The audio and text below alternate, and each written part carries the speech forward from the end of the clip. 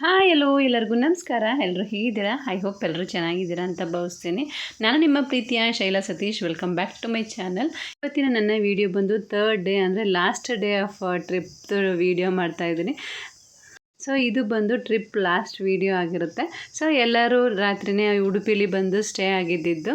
2 rooms ಮಾಡಿದ್ರು actually. ಜೆಂಟ್ಸ್ಗೆಲ್ಲ ಒಂದು ರೂಮ್, ಹಾಗೆ ಲೇಡೀಸ್ಗೆಲ್ಲ ಒಂದು ರೂಮ್ ಮಾಡಿದಂಥದ್ದು.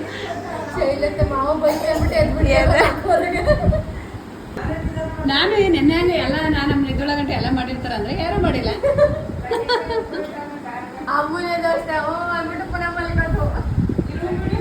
ರೂಮ್ ಎಲ್ಲ ವೆಕೇಟ್ ಮಾಡ್ತಾ ಇದ್ದೀವಿ.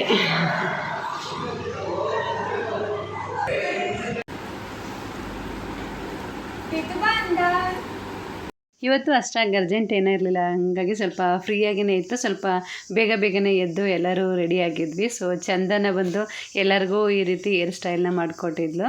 ಮಗಂತೂ ಫುಲ್ ಸಣ್ಣದಾಗಿ ಸ್ಟೆಪ್ ಎಲ್ಲ ಹಾಕಿ ಬಾಚಿಕೊಟ್ಟಿದ್ಲು. ತುಂಬಾ ಚೆನ್ನಾಗಿ ಕಾಣ್ತಾ ಇದ್ಲು. ಸೊ ಅದೊಂದು ಸಣ್ಣ ವಿಡಿಯೋನ ಮಾಡ್ಕೊಂಡಿದ್ದೆ.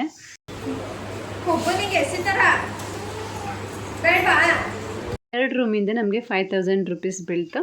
ಸೊ ಆರಾಮಾಗಿ ಇತ್ತು ನಮಗೆ. ಇಲ್ಲಿ ಜಾಗ ಎಲ್ಲ ತುಂಬಾ ಕಂಫರ್ಟಬಲ್ ಆಗಿತ್ತು. 4 ಬೆಡ್ ಕೊಟ್ಟಿದ್ದಾರೆ, 2 ಈಚ್ ಅಂದರೆ 8 ಮೆಂಬರ್ಸ್ ಆರಾಮವಾಗಿ ಮಲ್ಬೋದು. ತುಂಬ ಅನುಕೂಲವಾಗಿತ್ತು ರೂಮ್ಸ್ ಎಲ್ಲ. ಸೊ ಅಲ್ಲಿ ರಾತ್ರಿ ಸ್ಟೇ ಆಗಿ ಮತ್ತೆ ಬೆಳಿಗ್ಗೆ ಎಲ್ಲ ಫ್ರೆಶ್ ಅಪ್ ಆಗಿಬಿಟ್ಟು ಇವಾಗ ಹೊರಟಿದ್ದೀವಿ. ಇವತ್ತು ಒಂದಷ್ಟು ಪ್ಲ್ಯಾನ್ಸ್ ಇದೆ, ಅಂದರೆ ಯಾವುದೆಲ್ಲ ಪ್ಲೇಸಸ್ಗಳನ್ನ ಕವರ್ ಮಾಡಬೇಕು ಅಂತ ಅನ್ನೋದು. ಸೊ ಇವತ್ತಿನ ದಿವಸದ ಒಂದು ನಮ್ಮ ಪ್ರಯಾಣ ಕಟೀಲಿಂದ ಶುರುವಾಯಿತು. ಶ್ರೀ ದುರ್ಗಾ ಪರಮೇಶ್ವರಿ ದೇವಸ್ಥಾನ ಕಟೀಲು ಎಂಬ ಪ್ಲೇಸಲ್ಲಿ ಇರುವಂಥದ್ದು. ಈ ಒಂದು ಟೆಂಪಲ್ ಒಂದು ದಟ್ಟವಾದ ಅರಣ್ಯದ ಮಧ್ಯೆ ಇರುವಂತಹ ಒಂದು ಅದ್ಭುತವಾದ ಒಂದು ದೇವಸ್ಥಾನ ಅಂತಲೇ ಹೇಳ್ಬೋದು. ಅಷ್ಟು ಚೆನ್ನಾಗಿದೆ ಈ ಒಂದು ಟೆಂಪಲ್. ಕರ್ನಾಟಕದ 4ನೇ ಅತಿ ದೊಡ್ಡ ಆದಾಯ ತಂದುಕೊಡುವಂತಹ ಒಂದು ಟೆಂಪಲ್ ಅಂತ ಹೇಳ್ತಾರೆ. ಅಷ್ಟೊಂದು ಭಕ್ತಾದಿಗಳು ಇಲ್ಲಿಗೆ ಬಂದು ಹೋಗ್ತಾ ಇರ್ತಾರೆ. ಹಾಗೆ ಈ ಒಂದು ಟೆಂಪಲ್ನ ಕೇರಳ ಶೈಲಿಯ ವಾಸ್ತುಶಿಲ್ಪದ ಶೈಲಿಯಲ್ಲಿ ನಿರ್ಮಿಸಲಾಗಿದೆ. ಅದ್ಭುತವಾಗಿದೆ ಅಂತ ಹೇಳ್ಬೋದು. ಒಂಥರ ಗೋಲ್ಡನ್ ಪೇಂಟ್ಸ್ ಮತ್ತು ಬ್ರಿಕ್ ಕಲರಲ್ಲಿ ಪೇಂಟ್ ಮಾಡಿರುವಂಥದ್ದು. ತುಂಬ ಅದ್ಭುತವಾದ ಒಂದು ದೇವಸ್ಥಾನ ಅಂತಲೇ ಹೇಳ್ಬೋದು. ಸಂಸ್ಕೃತದಲ್ಲಿ ಕಟಿ ಎಂದರೆ ಮಧ್ಯಭಾಗ ಅಂತ, ಹಾಗೆ ಹಿಲಿ ಅಂದರೆ ಭೂಮಿ ಅಂತ. ಸೊ ಶ್ರೀ ದುರ್ಗಾ ಪರಮೇಶ್ವರಿ ದೇವಿಯು ಈ ಒಂದು ನಂದಿನಿ ಎಂಬ ನದಿಯ ನಡುಭಾಗದಲ್ಲಿ ನೆಲೆಗೊಂಡಿರೋದ್ರಿಂದ ಕಟೀಲು ಎಂಬ ಹೆಸರು ಇದಕ್ಕೆ ಬಂದಿರುವಂಥದ್ದು. ಸೊ ಎಲ್ಲರೂ ಅಲ್ಲಿ ದರ್ಶನ ಎಲ್ಲ ಮಾಡಿ ಒಂದಷ್ಟೊತ್ತು ಹಾಗೆ ಹೊರಗಡೆ ಬಂದು ಕೂತ್ಕೊಂಡ್ವಿ. ತುಂಬಾ ಪೀಸ್ಫುಲ್ ಆಗಿದೆ. ಹಾಗೆ ಇಲ್ಲಿ ನಾವು ನಮ್ಮ ಸೇವಾರ್ಥಗಳನ್ನು ಕೂಡ ಮಾಡ್ಬೋದು. ಹಾಗಾಗಿ ನಮ್ಮ ಅತ್ತಿಗೆ ಹಸ್ಬೆಂಡ್ ಅಂದರೆ ನಮ್ಮ ಅಣ್ಣ ಬಂದು ಶಂಬಣ್ಣ ಅವರು ಒಂದಷ್ಟು ಸೇವಾರ್ಥ ಮಾಡಿಸ್ಬೇಕು ಅಂತ ಹೇಳ್ಬಿಟ್ಟು, ಆ್ಯಕ್ಚುಲಿ ಅವ್ರಿಗೆ ಮನೆ ದೇವರು ದುರ್ಗಾ ಪರಮೇಶ್ವರಿ, ಹಂಗಾಗಿ ಅವರು ಹೋಗಿ ಬರ್ಸಿದ್ರು. ಒಂದು 5000 ರೂಪೀಸ್ ಏನೋ ಕೊಟ್ಟು ಬರ್ಸಿದ್ರು. ಸೊ ನವರಾತ್ರಿ ಟೈಮಲ್ಲಿ ಅವರ ಹೆಸರಲ್ಲಿ ಅನ್ನದಾನ ಮಾಡುವಂಥದ್ದು. ಸೊ ಆ ಒಂದು ಸೇವಾರ್ಥಕ್ಕೆ ಅವರು ಒಪ್ಕೊಂಡು ಕೌಂಟರ್ಗೆ ಹೋಗಿ 5000 ಎಲ್ಲ ಕಟ್ಬಿಟ್ಟು ಬಂದರು. ಹಾಗೆ ದುರ್ಗಾ ಪರಮೇಶ್ವರಿ ಒಂದು ಫೋಟೋ ಕೂಡ ತಗೊಂಡ್ರು. ತುಂಬಾ ಚೆನ್ನಾಗಿತ್ತು. ಅದೊಂದು ವೀಡಿಯೋ ಮಾಡ್ಕೊಂಡಿದ್ದೆ, ಬಟ್ ಅದು ವೀಡಿಯೋ ಸಿಗಲಿಲ್ಲ ನನಗೆ.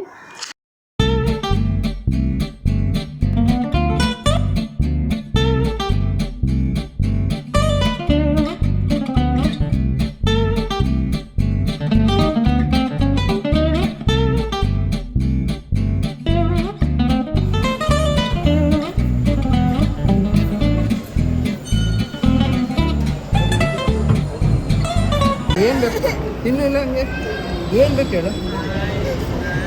ಹೇಳಲ್ಲ ಹಂಗೆ ಅರ್ಥ ಮಾಡ್ಕೊಳ್ಳಿ ಅಂತ ಹೇಳಲ್ಲ ಹಂಗೆ ಅರ್ಥ ಮಾಡ್ಕೊಂಡು ಅದೇ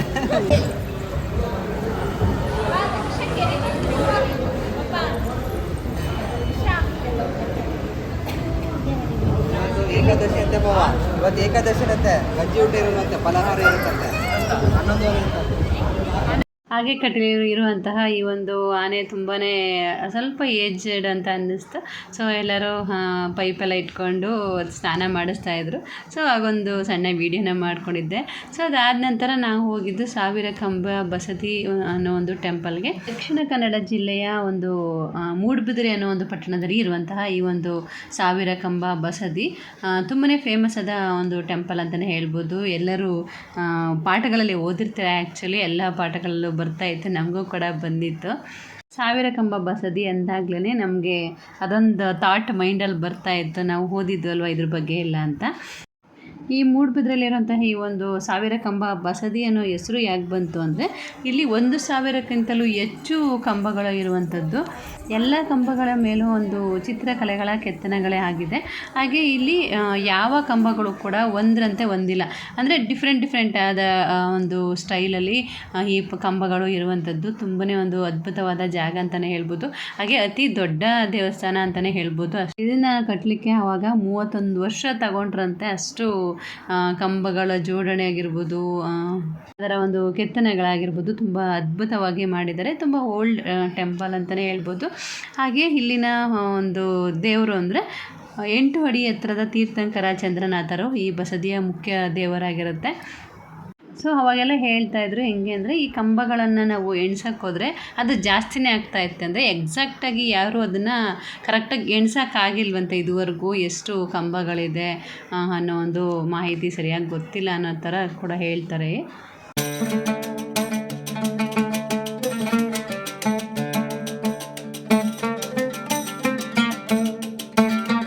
ಹಾಗೆ ಎಲ್ಲರಿಗೂ ಹಸಿವಾಗಿರೋದ್ರಿಂದ ಸ್ವಲ್ಪ ತಿಂಡಿ ಮಾಡ್ಕೊಂಬಿಡೋಣ ಅಂತ ಹೇಳ್ಬಿಟ್ಟು ಹೋಟೆಲ್ಗೆ ಹೋಗಿ ಸೊ ಎಲ್ಲರಿಗೂ ತಿಂಡಿ ಕಾಫಿ ಟೀ ಎಲ್ಲ ಮುಗಿಸ್ಕೊಂಡು ಬಂದ್ವಿ. ನೆಕ್ಸ್ಟ್ ನಮ್ಮ ಜರ್ನಿ ಬಂದು ಕಾರ್ಕಳದ ಕಡೆಗೆ ಇತ್ತು. ಅಂದರೆ ಕಾರ್ಕಳದಲ್ಲಿ ಗೊಮ್ಮಟೇಶ್ವರನ ಒಂದು ವಿಗ್ರಹ ಇದೆ. ಸೊ ಅದನ್ನು ನೋಡ್ಕೊಂಡು ಬರೋಣ ಅಂತ ಹೇಳ್ಬಿಟ್ಟು ಹೋಗಿದ್ದು. ಅಲ್ಲಿ ಸ್ವಲ್ಪ ಟೈಮಿಂಗ್ಸ್ನ ಕೂಡ ನಾವು ಫಾಲೋ ಮಾಡಬೇಕಾಗತ್ತೆ. ನಾವು ಹೋಗಿದ್ದು ಮಧ್ಯಾಹ್ನ ಹೊಟ್ಟಲ್ಲಿ ಸ್ವಲ್ಪ ಗೇಟ್ ಕ್ಲೋಸ್ ಆಗಿರೋದ್ರಿಂದ ಸ್ವಲ್ಪ ಹೊತ್ತು ವೆಯ್ಟ್ ಮಾಡಿದ್ವಿ. ಹಾಗೆ ಒಂದು ನಂಬರ್ ಇತ್ತು ಆ್ಯಕ್ಚುಲಿ ಅಲ್ಲಿ. ಸೊ ಅವ್ರದ್ದು ನಂಬರ್ ತಗೊಂಡು ಕಾಂಟ್ಯಾಕ್ಟ್ ಮಾಡಿದಾಗ ಸೊ ಅವ್ರು ಬಂದು ಗೇಟ್ ಎಲ್ಲ ಓಪನ್ ಮಾಡಿಕೊಟ್ರು. ಸೊ ಅದಾದ ನಂತರ ಕಾರಲ್ಲಿ ಬಂದ್ವಿ.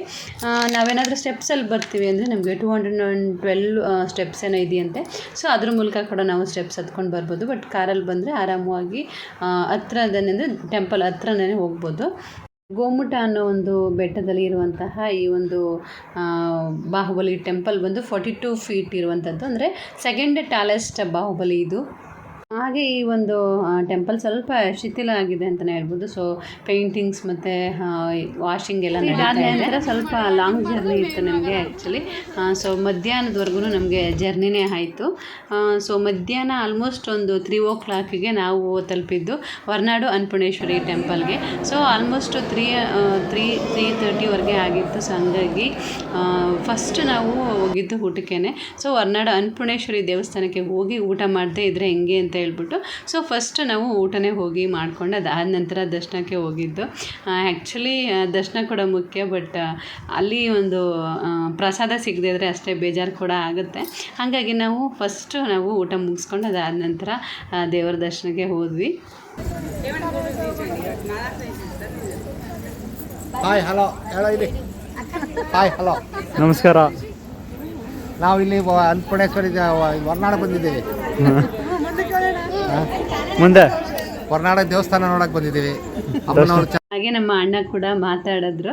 ಸೊ ಅದೊಂದು ಕ್ಲಿಪ್ಪಿಂಗ್ಸ್ನ ಆ್ಯಡ್ ಮಾಡಿದ್ದೀನಿ. ಚಿಕ್ಕಮಗಳೂರು ಜಿಲ್ಲೆಯ ಹೊರನಾಡು ಎಂಬ ಒಂದು ಪ್ಲೇಸಲ್ಲಿ ಇರುವಂತಹ ಈ ಒಂದು ಅನ್ನಪೂರ್ಣೇಶ್ವರಿ ದೇವಸ್ಥಾನ ಬೆಟ್ಟ ಗುಡ್ಡಗಳ ನಡುವೆ ಒಂದು ಪ್ರಕೃತಿಯ ಮಡಿಲಿನಲ್ಲಿ ಈ ಒಂದು ಟೆಂಪಲ್ ಇರುವಂಥದ್ದು ಹೊರನಾಡಿ ಅನ್ನಪೂರ್ಣೇಶ್ವರಿ ದೇವಾಲಯ. ಸುತ್ತಮುತ್ತ ಅಂತೂ ಫುಲ್ ದಟ್ಟವಾದ ಕಾಡುಗಳನ್ನು ನಾವಿಲ್ಲಿ ನೋಡ್ಬೋದು. ಮಧ್ಯ ಈ ಒಂದು ಟೆಂಪಲ್ ಇರುವಂಥದ್ದು ತುಂಬಾ ಅದ್ಭುತವಾದ ಒಂದು ಟೆಂಪಲ್ ಅಂತಲೇ ಹೇಳ್ಬೋದು.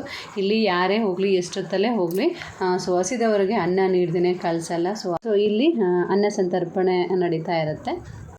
ಹಾಗೆ ಈ ಒಂದು ದೇವಾಲಯದಲ್ಲಿ ಅನ್ನಪೂರ್ಣೇಶ್ವರಿ ತಾಯಿ ಶ್ರೀಚಕ್ರ, ಚಕ್ರ, ಶಂಖ ಹಾಗೂ ದೇವಿ ಗಾಯತ್ರಿಯನ್ನು ತನ್ನ 4 ಹಸ್ತಗಳಲ್ಲಿ ಹಿಡ್ಕೊಂಡು ನಿಂತಿರುವ ಒಂದು ಚಿನ್ನದ ಸುಂದರ ಮೂರ್ತಿಯಾಗಿರುತ್ತೆ ಈ ಒಂದು ಅನ್ನಪೂರ್ಣೇಶ್ವರಿ ತಾಯಿ. ಎಷ್ಟು ಸಾರಿ ನೋಡಿದ್ರೂ ನೋಡಬೇಕು ಅಂತ ಅನಿಸೋ ಒಂದು ದೇವಿ ಅಂತಲೇ ಹೇಳ್ಬೋದು.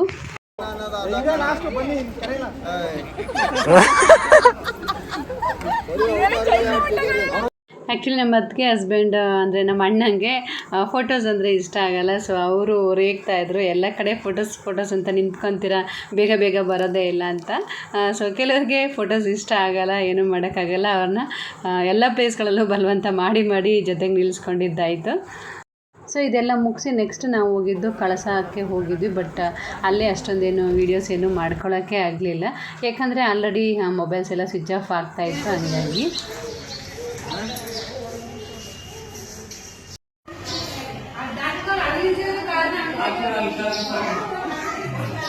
ಸೊ ನೆಕ್ಸ್ಟ್ ಹೋಗಿದ್ದು ನಾವು ಬಾಳೆಹೊನ್ನೂರು ಅನ್ನೋ ಒಂದು ಪ್ಲೇಸ್ಗೆ.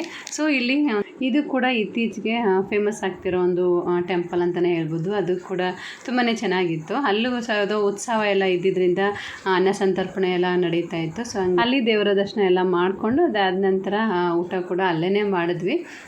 ಅಲ್ಲಿ ಇರುವಂತಹ ಈ ಒಂದು ಆನೆ ಎಲ್ಲರ ಗಮನ ಸೆಳೀತಾ ಇತ್ತು ಅಂತಲೇ ಹೇಳ್ಬೋದು. ಅಂದರೆ ಆ ಒಂದು ಆನೆ ಆರ್ಟಿಫಿಷಿಯಲ್ ಆಗಿತ್ತು, ಬಟ್ ಕಿವಿ ಮತ್ತು ಸೊಂಡ್ಲು ಮಾತ್ರ ಅಲುಗಾಡ್ತಾ ಇದ್ದಿದ್ದು ಮಕ್ಕಳಿಗಂತೂ ತುಂಬಾ ಇಷ್ಟ ಆಗಿಬಿಟ್ಟಿತ್ತು.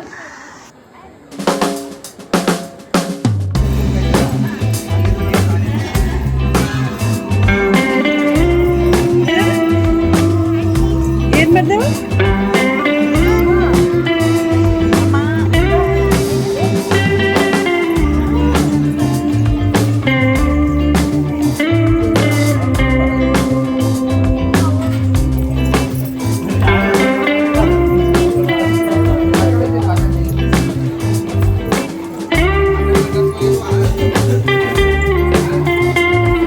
ಇದು ಬಂದು ಇವತ್ತಿನ ಲಾಸ್ಟ್ ಪ್ಲೇಸ್ ಆಗಿತ್ತು. ಸೊ ಇದೆಲ್ಲ ಮುಗಿಸ್ಕೊಂಡು ಅದಾದ ನಂತರ ನಮ್ಮ ಅತ್ತಿಗೆ ಮಗಳು ಆ್ಯಕ್ಚುಲಿ ಹಾಸನ ಪಕ್ಕ ಇರುವಂಥದ್ದು. ಸೊ ಅಲ್ಲಿಗೆ ಹೋಗಿ ಸ್ಟೇ ಆಗಿದ್ವಿ. ನೆಕ್ಸ್ಟ್ ಬೆಳಗ್ಗೆ ಎದ್ದು ಅಲ್ಲೇ ತಿಂಡಿ ಎಲ್ಲ ಪ್ರಿಪೇರ್ ಮಾಡಿದರು. ಸೊ ಅಲ್ಲೇ ತಿಂಡಿ ಎಲ್ಲ ಮುಗಿಸ್ಕೊಂಡು ಅದಾದ ನಂತರ ರಾಮನಾಥಪುರ ಮತ್ತು ಇನ್ನೊಂದಷ್ಟು ಸಣ್ಣ ಪುಟ್ಟ ದೇವಸ್ಥಾನಗಳೆಲ್ಲ ನೋಡಿಕೊಂಡು ಅದಾದ ನಂತರ ನಾವು ಮನೆಗೆ ಬಂದಿದ್ದಾಯಿತು. ಜರ್ನೀಸ್ ಅಂತೂ ತುಂಬಾ ಚೆನ್ನಾಗಿ ಹೋಯಿತು. ಎಲ್ಲರೂ ಒಟ್ಟಿಗೆ ಈ ರೀತಿ ಟೈಮ್ ಪಾಸ್ ಮಾಡಿದ್ದು ತುಂಬಾ ಖುಷಿ ಆಯಿತು. ಒಂದು 3 days ಫುಲ್ ಎಂಜಾಯ್ ಮಾಡಿದ್ವಿ ಎಲ್ಲರೂ ಕೂಡ. ಲೈಫಲ್ಲಿ ನಮ್ಮ ಒಂದು ಕೆಲಸದ ಒತ್ತಡಗಳಾಗಿರ್ಬೋದು, ಯಾವುದೇ ಎಲ್ಲ ಥರದ ಮನೆ ಟೆನ್ಷನ್ ಆಗಿರ್ಬೋದು, ಆಫೀಸ್ ಟೆನ್ಷನ್, ಇವೆಲ್ಲದ್ರ ಮಧ್ಯೆ ಒಂದಷ್ಟು ದಿನ ಈ ರೀತಿ ಫ್ಯಾಮಿಲಿ ಜೊತೆ ಟೈಮ್ ಪಾಸ್ ಮಾಡಲೇಬೇಕು. ಒಂದಷ್ಟು ದಿನ ಈ ರೀತಿ ಫ್ಯಾಮಿಲಿ ಜೊತೆ ಎಂಜಾಯ್ ಮಾಡಿದ್ರೆ ಮನಸ್ಸಿಗೂ ಕೂಡ ನೆಮ್ಮದಿ ಇರುತ್ತೆ. ಇದಾಗಿತ್ತು ಇವತ್ತಿನ ನನ್ನ ಲಾಗ್. ಐ ಹೋಪ್ ನಿಮಗೆಲ್ಲ ಈ ವಿಡಿಯೋ ಇಷ್ಟ ಆಗಿದೆ ಅಂತ ಭಾವಿಸ್ತೀನಿ. ಇಷ್ಟ ಆಗಿದ್ರೆ ಪ್ಲೀಸ್ ಲೈಕ್, ಶೇರ್, ಕಮೆಂಟ್ ಮಾಡಿ. ಹಾಗೆಯೇ ಯಾರೆಲ್ಲ ನನ್ನ ಚಾನಲಿನ ಸಬ್ಸ್ಕ್ರೈಬ್ ಮಾಡ್ಕೊಳ್ಳದೆ ನೋಡ್ತಾ ಇದ್ದೀರಾ ಪ್ಲೀಸ್ ಸಬ್ಸ್ಕ್ರೈಬ್ ಮಾಡ್ಕೊಂಡು ನೋಡಿ. Thank you for watching. See in the next vlog. Bye, take care.